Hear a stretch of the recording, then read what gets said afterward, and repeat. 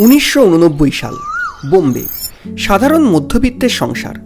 বেতনের টাকা মাসের আগেই শেষ, আর তার সাথে আছে ঋণের বোঝা। এমন একটা সময়ই মগধা ব্যাংকের সাধারণ কর্মচারী ভাস্কর কুমার সিদ্ধান্ত নেয় যে আর না, সে বেছে নেয় অবৈধ টাকার রাস্তা। দিলকর সালমান অভিনীত লাকি ভাস্কর সিনেমাটি শুধুমাত্র একটি সাধারণ ব্যাংকারের বড়লোক হওয়ার গল্প নয়, বরং এটি ছিল ভারতের শেয়ার বাজারের অন্ধকারতম অধ্যায়ের এক রোমাঞ্চকর দলিল।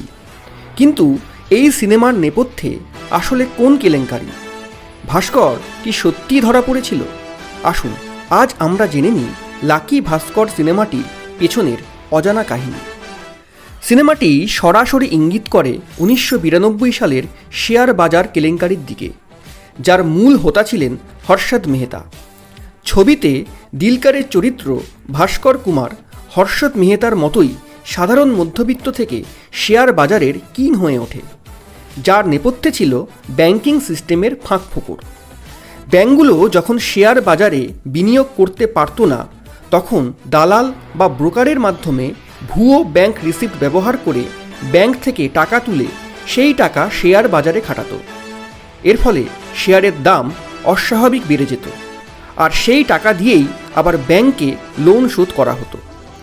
লাকি ভাস্কর সিনেমাটি আমাদের দেখায় কিভাবে একটি ব্যাংকের ভেতরের লোক এই অবৈধ চক্রে সাহায্য করে কোটি কোটি টাকা রোজগার করে। ছবিতে ভাস্কর খুব চতুর। সে জানত ব্যাংকের সিস্টেমে কোথায় গলদ আছে। সে তার অফিসের ঊর্ধ্বতন কর্মকর্তাদের ফাঁকি দিয়ে বা তাদের সাথে আঁতাত করে এমন কিছু অ্যাকাউন্ট তৈরি করে যা শুধুমাত্র অবৈধ লেনদেনের জন্যই ব্যবহৃত হতো। ভাস্কর শুধু শেয়ার বাজার নয়, হাওলা ডিলিংসের মাধ্যমেও তার কালো টাকা সাদা করত।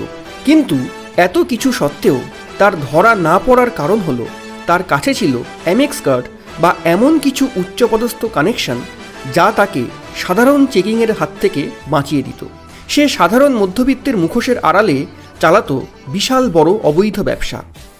লাকি ভাস্কর শুধুমাত্র একটি গল্প নয়, এটি লোভ ও পরিবারের গল্পের সংমিশ্রণ।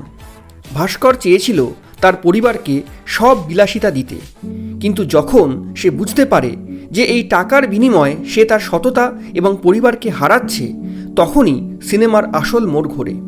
এই সিনেমাটি আমাদেরকে যে প্রশ্নের মুখে দাঁড় করায় তা হলো, আপনি কতটা টাকার বিনিময়ে আপনার আত্মসম্মান, সততা বিক্রি করতে পারেন। যখন টাকার পরিমাণ 100 কোটি ছাড়িয়ে যায়, তখন তার স্বপ্ন থাকে না, দুঃস্বপ্ন হয়ে দাঁড়ায়। সিনেমায় দেখানো হয়েছে ভাস্কর তার বুদ্ধি খাটিয়ে কিভাবে সিবিআইয়ের জেরা থেকে নিজেকে বাঁচায়।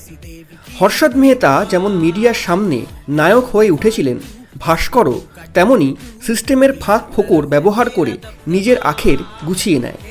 তবে এই টাকা রোজগারের পথটি ছিল অত্যন্ত বিপজ্জনক।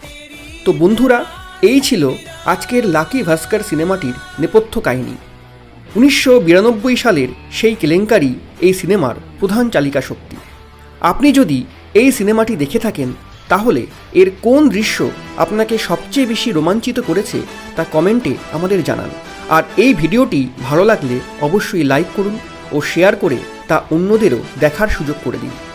এবং আমাদের এই চ্যানেলে নতুন হলে চ্যানেলটিকে সাবস্ক্রাইব করে আমাদের পাশে থাকুন।